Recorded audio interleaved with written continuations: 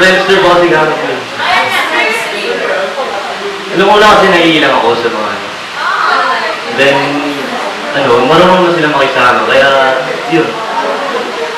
Naging blessed na rin kami. Naging maganda rin yung loob namin sa isa't isa.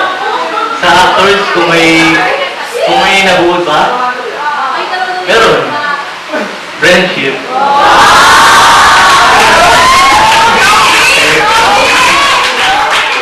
Ako naman yung relationship ko sa Pro Team, nung una ayun, naiilang din ako kasi actually, isa lang talaga yung kilala ko sa kanila, si Marvin Paraiso lang. Tapos nung mga first day of shooting, nakakailang talaga. Sa mga second day, okay na. Marami na kaming pictures, tapos, nung una pag inaalok nila ako ng pagkain, nahihiya ako. Hindi. Pero nung mga last day of shooting, ako na yung humihingi ng pagkain.